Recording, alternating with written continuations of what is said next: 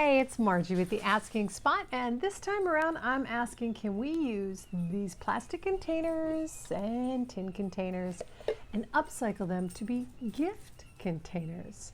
To start off, you need to put a base coat on the plastic for sure so things will adhere, but you can also do it on anything tin just because it helps, get out the writing and all that. It may take a few coats. You have a talent for understatement, Lieutenant. I'm using a chalk paint, but you certainly could use any type of primer paint you have because basically that's kind of the same thing. You're going to put that down first. It may take a couple of coats. It depends on what kind of decorations you're going to do beyond that. So you might not have to do a third coat, but if you are just going to do some sort of graphic on top of that, yeah, third coat's probably necessary. All right, now my next go around, I am going to attempt to decoupage with some sort of wintry or holiday, not necessarily Christmas napkins, but if you had Christmas napkins, go for it. That would look really pretty for a gift container. I have tried different routes about it, but if the container you're upcycling has a lot of dark writing, yeah, you still have to paint it first. I'm using a Mod Podge gloss as my decoupage medium, but if you don't have it, polyacrylic works just fine. And I've never tried it, but I bet you could water down some school glue and that might work too. So this is what 2 coats of paint on the middle piece looks like, and as you can see, it worked out pretty well. For decoupaging over it, it's going to be just fine. Here is what 3 coats of paint on metal looks like, and it is perfect coverage. I can go ahead and do some stenciling that I planned for that one. And then the plastic, I was going to do some stenciling for the plastic as well. However, 4 coats of paint later, and I can still kind of see the nutritional label. So it's getting decoupaged too. Now with the tin, I got lucky. Its circumference was just perfect match for the amount of napkin I had. So it was just a matter of putting on some decoupage and then carefully going around the piece. Now I did go and put some decoupage on top of it to flatten it out and get most of the bubbles and wrinkles out of it. However, I caution, because I made this mistake myself, be a little careful about how you do your brush strokes once it's already wet, because the napkin is, easy to tear at this point. And I found that out the hard way towards the end of it. Snagged it just a bit, but it shouldn't be too hard to come up with a patch piece. Now for the plastic container. Then something went wrong. Its circumference is way too large for the napkin, and of course that writing, even 4 coats of paint later, it's still showing through. So I'm going to do a little less of the neat red line following around at the same height and everything like that. I'm more or less just going to kind of slap on the napkin wherever I can and however I can, because I'm going to have to do it twice anyway. Spoiler alert. And it'll just give it a more blended appearance. One eternity later. This was kind of a mission and fail. Alas, another disappointment. Yes, so I went ahead and took it off because it just wasn't lining up right. I'm gonna try now and just use the napkin without, how normally you separate it and you have the 2 plies. I am just gonna use 1 napkin, all 3 plies, and maybe that'll work. Or maybe I will just have an incredibly long blooper reel. So while the potential hot mess that is the decoupage pieces are drying, I still have hope. I'm going to do something, but I am warning it could be bad. I'm going to try and do some stenciling around the tin.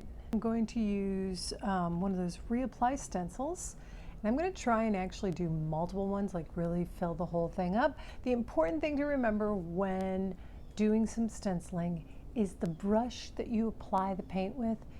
It has to be so little paint on there that you're almost like, what's the point? Because if you put too much on, it'll bleed through. Now, one of the cool things you can do though is before stenciling, go put the stencil on and dab on your base coat. That should help with bleeding. The big reveal, and yeah, I have to say there were some slip-ups, but that's okay. Those were on the outside edges. Putting down the paint first, the base coat, and doing that in the stencil first, and then stenciling with the red, totally did wonders. Now the two spots that were overfill, like down here and one up here, I'm just gonna use my base coat, clean those up. What went wrong? Later that evening. All right, had to do a little hand painting to touch that up. And did you learn anything of interest? So lesson here is not to rush through the process. Correct. Someday I'll learn. Moving on. So, all this excess tissue. The cool thing about anytime you do a decoupage, it's usually pretty easy to get rid of the excess. Just a sandpaper. Now, I'm using a fairly heavy grit on this, like a 60 grit, but 220 would be just fine. And the next day. You ever hear the expression red and green should never be seen except for on Christmas? I now get that. Yeah. Well, that's not the only reason. And I mean, sure, it could be the stencils I picked out just are kind of wonky. I don't hate this. I just don't really love it. But considering it's not a gift, it's the gift package, and it's an upcycle, I'm still going to roll with it.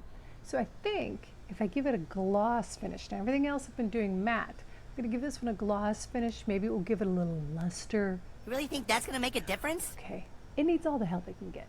This one has been sitting in our garage for a really long time. I don't even remember what we bought in it, but I just love the massive size of it.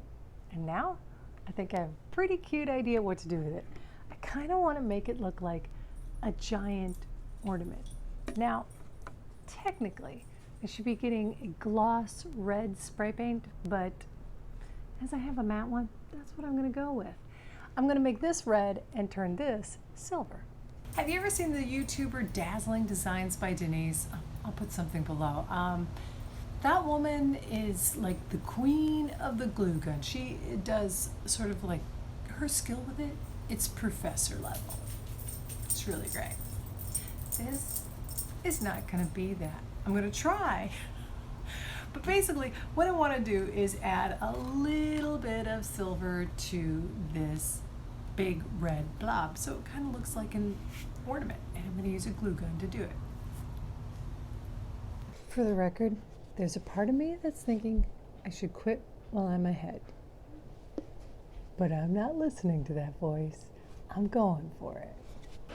In an effort to give this sort of an antique stain, a little aged look, I'm going to use some burnt umber, watered down, paint it on, and try to blot it off. Hopefully it should just stick in the wrinkled spots that are going to hopefully look like crack. Well, here's the final results, and okay, it's not... Doesn't look good. All right, but it'll do. It's a gift container. It's an upcycling of a plastic container. Here's what I have learned from this. I am going to put a top coat on it. This one's going to stay as is. If I had to do it all over again, though, I'd just spray paint it. Hey, if you could, please consider subscribing. Let's take a look at the other ones. Now, this big red one is what I should have done to this container as well. Spray painting plastic, it works. If you've got tin items that you are going to upcycle containers, they're super easy. They are conducive to just any old thing you want to do, so go for it. If it's plastic though, try something simple. Just spray paint it, maybe add some ribbon or paint some ribbon on. That might have been a better option for me because the lid, I liked how that turned out. Thanks so much for watching though. Bloopers and fails are coming up next. This did not work. It's way too thin. It's now incredibly wrinkly and you can't touch it because you just rip it. I'm going to try the whole napkin instead of taking off just the decorative ply. Hopefully that'll work. And hopefully all you'll ever see of this mishap is in the bonus blooper reel.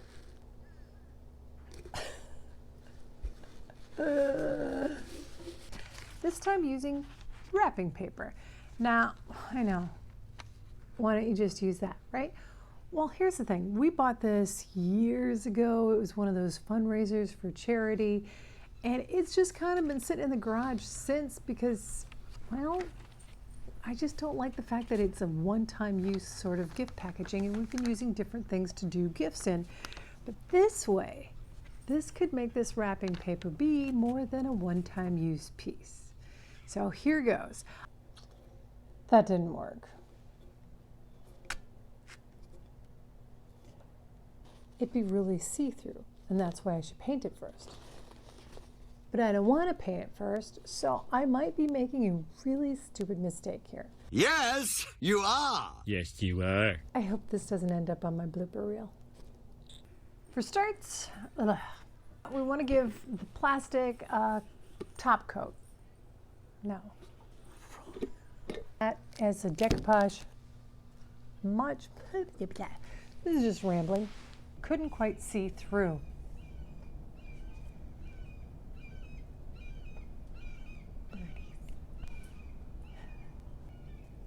I love our wildlife.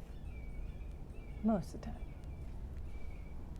I'm going to start trying to work on stenciling and maybe hunting a few birds. No, I don't hunt.